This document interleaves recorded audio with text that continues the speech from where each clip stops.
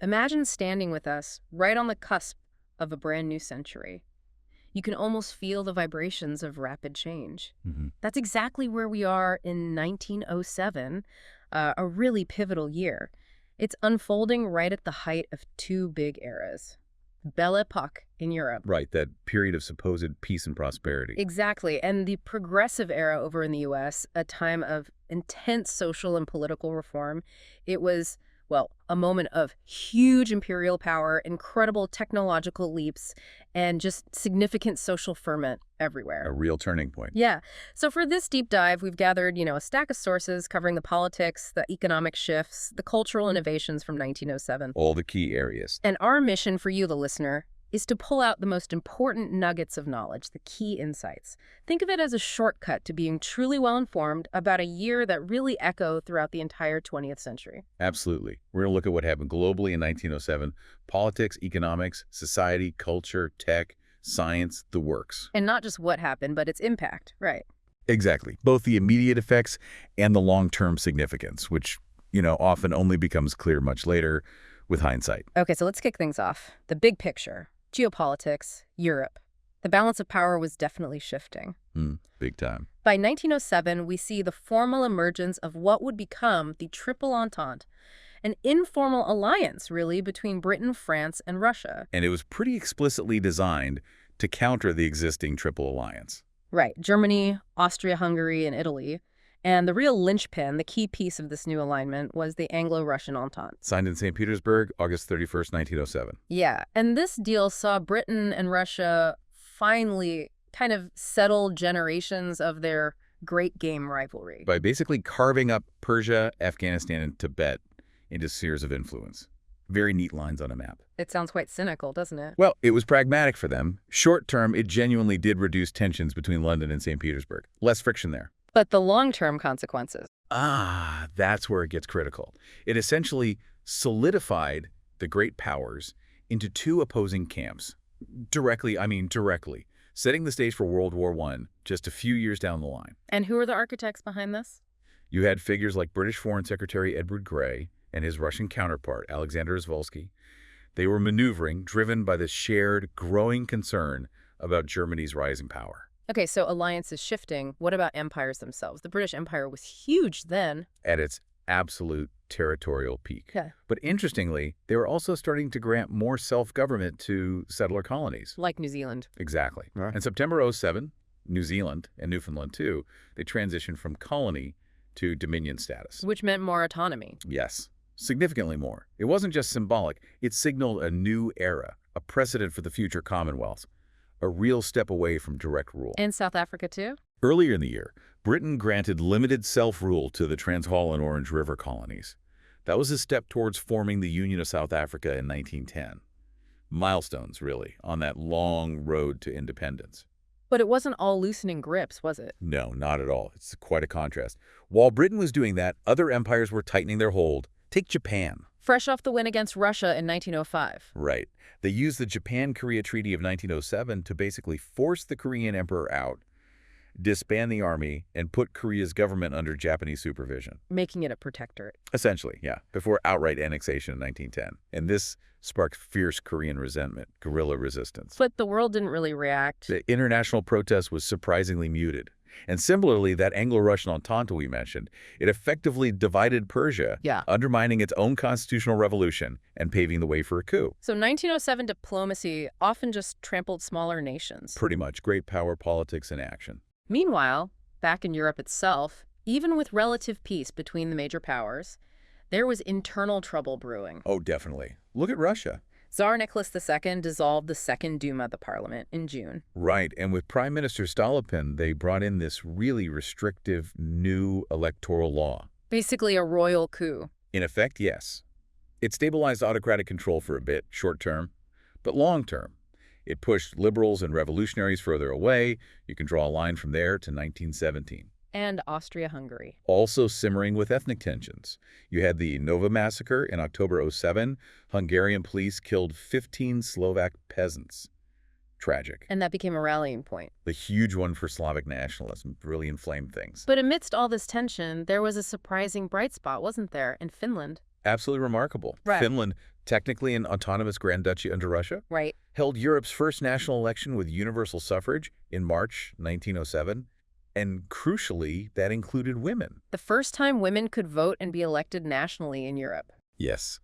And as a result, 19 women won seats in Finland's new parliament, the world's first female members of parliament. Wow. That is a landmark. A huge one for women's suffrage globally. Okay. And further east, the Ottoman Empire. Things were definitely stirring there, too. The Young Turk Revolution was still a year off, 1908. Right. But in 1907, exiled reformers held a congress in Paris. They were coordinating efforts to bring back constitutional rule. A clear sign the old order was crumbling. Definitely teetering. The Near East was on the verge of major upheaval. Okay, let's shift across the Atlantic. The United States, Teddy Roosevelt. Big stick diplomacy time. Absolutely. The U.S. was flexing its growing international muscle. In December 1907, Roosevelt sent out the Great White Fleet 16 gleaming white battleships. to sail around the world. Not subtle. Not at all. It was a powerful demonstration of U.S. naval power aimed at deterring rivals, showing off the big stick. Did it have long-term effects? Oh, hugely significant. It foreshadowed much greater U.S. involvement in the Pacific and Latin America, and it spurred Japan and others to speed up their own naval buildups. Adding fuel to the arms race. Exactly. Contributing to that whole 20th century naval arms race. Yeah. Elsewhere in the Americas, 1907 saw some attempts at cooperation, like the Central American Peace Conference. Did that achieve much? Led to a Central American Court of Justice, but didn't last long, unfortunately. And the U.S. kept enforcing the Roosevelt corollary to the Monroe Doctrine. The right to intervene. Yeah, especially financially. Like the U.S. was overseeing Dominican Republic finances for the whole year. And back home in the U.S.? Domestically, a big symbolic moment. Oklahoma Territory, merged with Indian Territory, became the 46th state in November. Marking the end of the frontier era in a way. Very much so. Down in Latin America, stability often meant oligarchy or dictatorship. Think Porfirio Diaz in Mexico, celebrating decades in power. But there were progressive moves, too. Uruguay stands out. Abolished capital punishment in September 1907. One of the very first nations to do so. Quite liberal for the time. But that stability often came at a cost, didn't it? A terrible cost sometimes. Late in the year, Chile saw the Santa Maria School Massacre, December 21st. What happened? Government troops fired on striking nitrate miners and their families, over 2,000 people killed. An absolute atrocity. How did that play out? It galvanized Chile's labor movement, created martyrs, became emblematic of the era's brutal labor repression. So many figures shaping this year. Roosevelt, Stolypin. Emmeline Pankhurst in Britain leading the militant suffragettes. And Roosevelt was also involved in immigration issues. Yes, quietly negotiating the gentleman's agreement with Japan around this time, finalized by early '08, to limit Japanese immigration. It really raises a big question, doesn't it? What's that? All these leaders overseeing growing armies, navies, you mentioned the dreadnought battleships. Yeah, Britain's HMS Dreadnought, launched just before, changed everything. Even Brazil ordered dreadnoughts in 1907. These massive, all-big gun ships made older fleets instantly obsolete. So how did all this military build-up, this leadership, feed into the major currents of the 20th century? That's the million-dollar question, isn't it? From world wars to decolonization to social revolutions. It all seems to be brewing right here. It really does. And speaking of brewing crises, let's talk economics, because here's where 1907 gets really interesting. Ah, yes, the panic. The panic of 1907. A huge financial crisis hit the U.S. and then just rippled outwards. Started in October. Yeah, a speculative stock scheme collapsed. Triggered absolute panic on Wall Street. Bank runs, stock market plummeting. Chaos. Total chaos. And it was actually halted by the intervention of one man, really. J.P. Morgan. The big financier. He famously organized a private banking coalition. Pooled what, $25 million with other bankers? Yeah, to inject liquidity, stabilize the markets. Yeah. An unprecedented private rescue effort. So what was the significance of this panic? Well, first, it was the most severe financial crisis in the U.S. since the 1890s. And many consider it the first truly global financial crisis of the 20th century. Short-term impact. Sharp recession. Confidence in the whole laissez-faire banking system just evaporated. And the bigger picture. This is key. The panic profoundly inspired the monetary reform movement. It directly led, a few years later, to the creation of the Federal Reserve System with the Federal Reserve Act of 1913. So a fundamental shift. Absolutely. It transformed U.S. finance and, by extension, global finance. It marked a turning point where government started taking a much bigger role in managing the economy. But despite that panic, the overall trend was growth, right? The second industrial revolution. Generally, yes. It was time of massive economic expansion.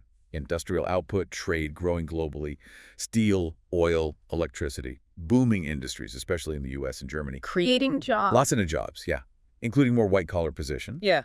and significantly more women entering the workforce than before. And it wasn't equal growth. Not at all. Very uneven. Much of Asia, Africa, Latin America were still colonial or agrarian economies, basically just exporting raw materials. And migration. A huge trend. Massive international migration flows driven by economic opportunity. And 1907 was the peak year for Ellis Island in New York. How many people? By the end of the year, 1.1 million newcomers had entered the U.S., the highest number ever in a single year. Astonishing. Mostly Europeans looking for work. Yes, providing crucial labor for that U.S. boom. But predictably, Backlash. significant nativist backlash led to new U.S. immigration restrictions and that informal gentleman's agreement barring Japanese labor, as we mentioned. What about Latin America economically? Economies like Argentina, Brazil, they were thriving on export agriculture, also attracting lots of European immigrants. But they had problems too. Oh, yes, like the crisis in Chile's nitrate industry, which was a factor in the Iquique massacre, and the Ottoman Empire by 1907 was effectively bankrupt. Under European financial control. Yes, which fueled a lot of internal dissent, understandably. The year also saw some big infrastructure projects and rivalries, like the Lusitania. Right, September 1907, the RMS Lusitania's maiden voyage. British Cunard liner, at the time the world's largest and fastest passenger ship. A symbol of that Anglo-German competition. Absolutely. Naval power, merchant shipping, national prestige was all wrapped up in these giant liners. But there was also a major failure in Canada. A real tragedy. August 29, 1907. The Quebec Bridge over the St. Lawrence River collapsed during construction. How many died? 76 workers. It shocked the engineering world, led to major improvements in bridge design, safety oversight, lessons learned the hard way. And you mentioned the battleship race earlier, extending even to South America. It's a fascinating example. When Brazil ordered those new British dreadnoughts in 1907, it set off a kind of mini arms race. Argentina and Chile felt they had to scramble to match them. Showing how global competition filtered down. Exactly. Even nations on the periphery were drawn into this militarized industrial rivalry. So the economic story of 1907, it's growth, but volatile. Precisely. Growth laced with volatility. An increasingly interconnected world, but one prone to crises that clearly show the need for more coordination, more oversight. Okay, let's pivot to social and cultural developments. The early 20th century was buzzing with activism. Real ferment. And 1907 saw some key moments. Women's suffrage, for instance, especially in Britain. The Mud March. Right. February 9th, 1907, in London, the largest women's suffrage demonstration they'd ever had up to that point. Thousands marched through rain and mud, lobbying Parliament. They didn't get the vote right away, though. No, not until after World War I. But these big public demonstrations, plus the more militant stuff from the Pankhurst group. At WSPU. Right, the Women's Social and Political Union. It kept the issue constantly in the headlines. It's interesting to see that alongside Finland actually getting women MPs in the same year, different tactics, different contexts. What other social reforms were happening? Campaigns against child labor were gaining steam. Calls for broader labor rights, especially in the U.S. and Europe. Public health was a big focus, too. Like the Typhoid Mary case. Exactly. Mary Mallon, dubbed Typhoid Mary, was forcibly quarantined in New York in 1907. She'd infected dozens without showing symptoms herself. That must have caused a stir. Huge. It raised awareness about asymptomatic carriers, food safety, but also sparked debates about civil liberties versus public health that, honestly, we still grapple with today. 1907 was also big for youth organizations, wasn't it? Most famously, Robert Baden-Powell founded the Boy Scout movement. With that camp. Yeah, the pioneering camp on Brownsea Island, England, in August 1907. 20 boys testing out his ideas, outdoor skills, patriotism, character building. And that took off. Massively. The camp's success led him to publish Scouting for Boys in 1908, and the movement just exploded worldwide, shaped generations. What about religion? Any significant events? From the Catholic Church, yes. Pope Pius VI issued an encyclical Pacendi Dominici Gregis in September '07. What was it about? It condemned modernism within the church, led to progressive Catholic thinkers being excommunicated or silenced, showed the church really resisting some modern intellectual trends. Culturally, 1907 feels like a threshold, doesn't it? The start of modernism. Absolutely. In art, This is the year Picasso completed Les Demoiselles d'Avignon in Paris. That painting is iconic. Utterly groundbreaking. It just shattered artistic conventions. Those distorted female figures. It directly inspired Cubism. Was it shown publicly then? No, not until later. But its influence on other artists, even privately, was immediate and profound. 1907 really marks a turning point. It launched this wave of experimentation. Futurism, data, surrealism, they all kind of built on that break. Any other art movements? The Deutsche Werkbund was founded in Germany in 1907. They aimed to unify art, traditional crafts, and industrial mass production. Hugely influential in modern design and architecture. And literature. Rudyard Kipling won the Nobel Prize in Literature in 1907. First English language writer to get it, only 41. A sign of the times, maybe? Imperial literature. Definitely underscored its prestige then, though obviously his imperialist views are heavily debated now. Also, Joseph Conrad published The Secret Agent. The one about anarchists and spies. Yeah, eerily prescient about 20th century political terrorism. And Lucy Maud Montgomery wrote Anne of Green Gables in 1907. A classic was born. What about theater? Florence Ziegfeld debuted the very first Ziegfeld Follies in New York. That lavish musical revue became an annual institution for years before film really took over. And popular culture generally. Film was starting to take hold. Yeah, Nickelodeon's, those little 5-cent movie theaters were spreading like wildfire across the U.S., a national craze. Even though the films were basic. Short, rudimentary, but it was the birth of the film industry. Music's changing to ragtime. Early jazz were popular. Hits like George M. Cohen's Your Grand Old Flag. Classical music. Composers like Mahler and Richard Strauss were very active. And Edvard Grieg, the Norwegian composer, he died in 1907. His only opera, Olaf Tryggvason, was staged just after his death. Social justice issues kept driving activism too, right? Especially after disasters. Definitely. Those mining disasters really highlighted the danger. The Monongah disaster in West Virginia in December, worst in U.S. history, 362 miners killed. And another one just after. Yeah, days later in Pennsylvania, 239 killed. These tragedies fueled calls for workplace safety reform, made the danger undeniable. Labor movements were active everywhere. All over the world. There was a huge peasants' revolt in Romania early in '07, turned incredibly violent. How many died? Estimates go as high as 11,000 killed by the army. It did force Romania to start some land reform programs, though. And in South Africa. The Bambatha Rebellion, a Zulu uprising against a poll tax, was finally crushed by 1907, but it became a lasting symbol of resistance. But maybe the most influential resistance started that year, involving Gandhi. Yes. Absolutely pivotal. In British-controlled Transvaal, South Africa, What triggered it? the government passed the Asiatic Registration Act, the Black Act, required all Indians to register, carry passes. Deeply discriminatory. And Gandhi organized resistance. He did. He was a young lawyer then. He organized a campaign of satyagraha nonviolent resistance starting in September 1907. How did that work? Thousands of Indians peacefully defied the law, refused to register, publicly burned their registration certificates, courted arrest, mass civil disobedience. Was this the first time he used this method on a large scale? Yes, this 1907-1908 campaign was the first mass exercise of Gandhian nonviolent protest. And it's hugely significant. Did it work immediately? The law wasn't repealed right away, but the campaign was the proof of concept. It showed nonviolent civil disobedience could work. And he took that back to India. Exactly. He later used it on a much larger scale in India's fight for independence, and it inspired civil rights movements all over the world. Truly transformative. There's also a darker side to social policy emerging, wasn't there? Eugenics. Unfortunately, yes. Yeah. 1907 saw Indiana pass the world's first eugenic sterilization law. Allowing compulsory sterilization. Yes, for individuals deemed unfit by the state. It reflected the growing and now thoroughly discredited eugenics movement. A warning sign. A stark, early warning of the dangers of pseudoscientific social engineering that became such a dark current in the 20th century. Okay, let's move on to technology and science.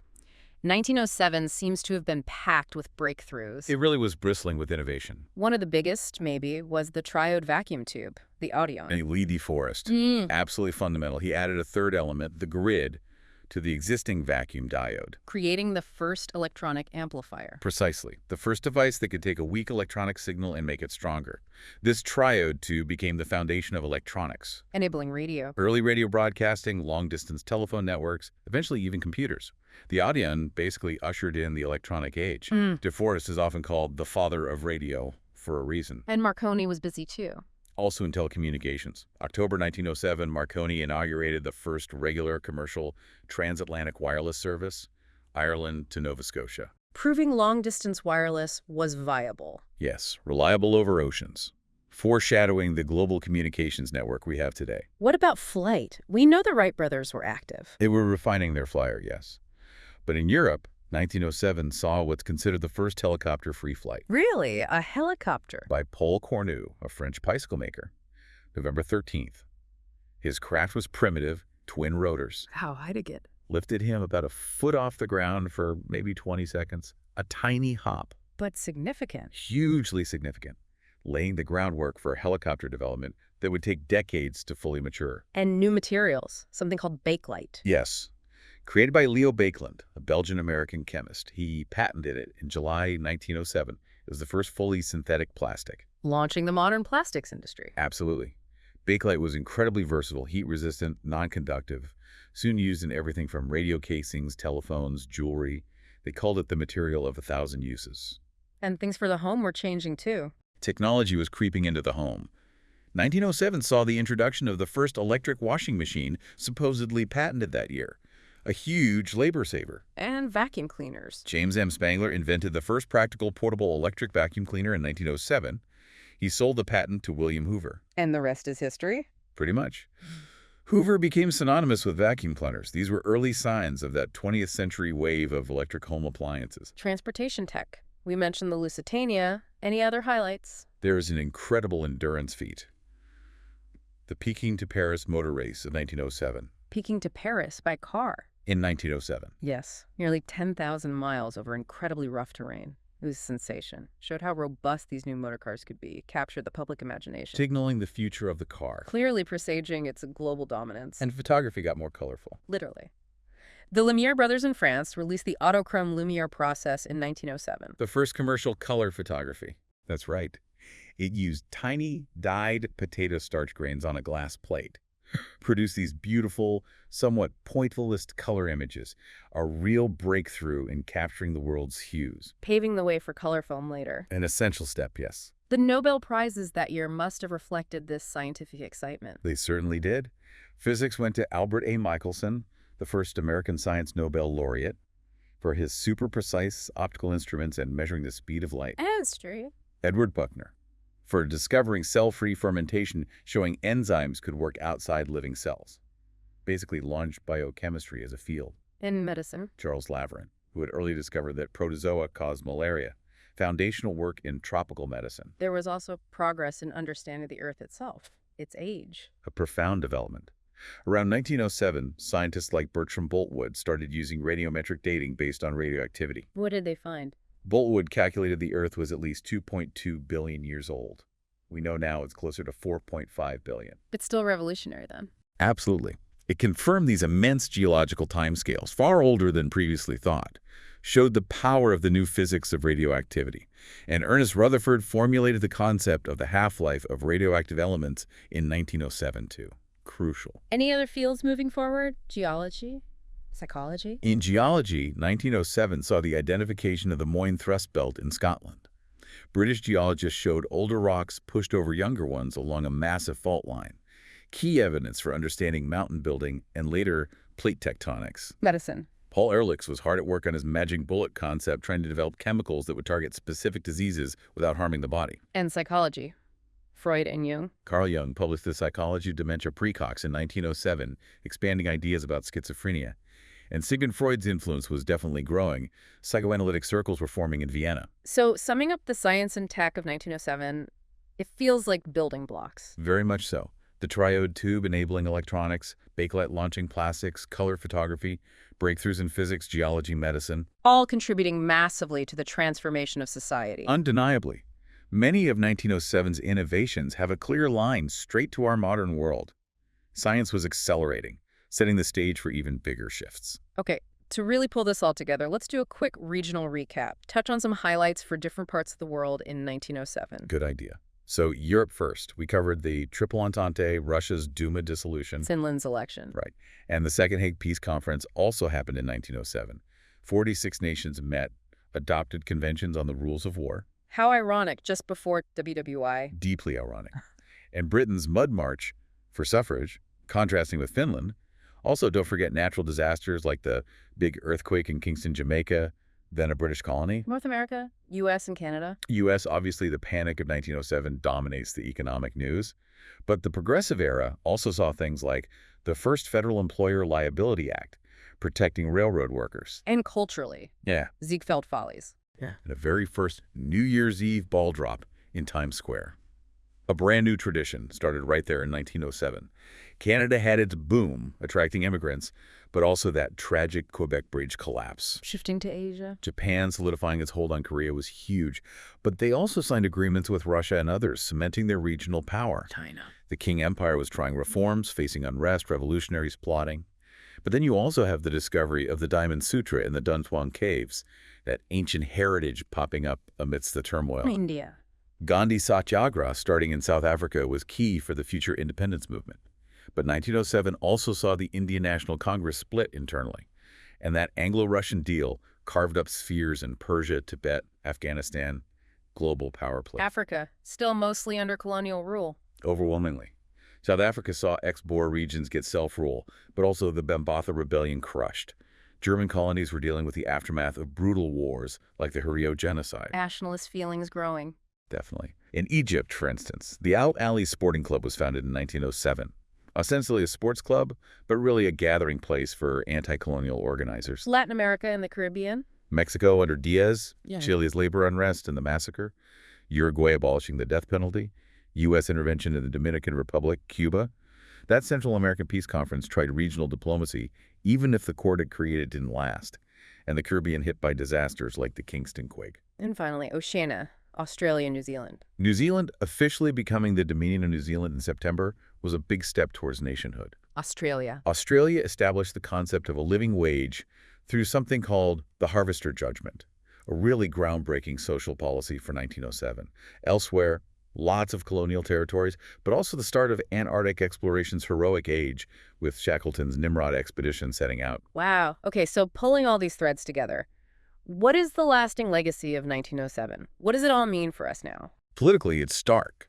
The alliances, the tensions of 1907, they were clear signals, clear harbingers of World War I, which of course reshaped the entire planet. And colonialism. You see both the peak of imperialism, but also those early cracks appearing. The resistances, the steps towards self-government, hinting at the independence movements that would surge after World War II.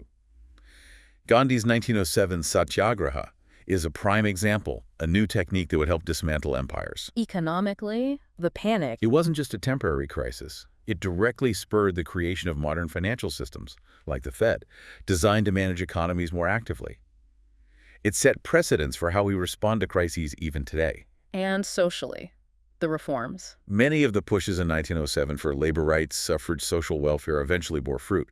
They led to real improvements in people's lives, advanced the cause of justice in many countries. Culturally, that break with tradition. Picasso. Ushered in a whole century of artistic experimentation. Modernism launched in earnest. And scientifically. The inventions and discoveries of 1907 literally built the foundations of our modern technological world. Electronics, plastics, color photography, a deeper understanding of the Earth and the universe. Yeah.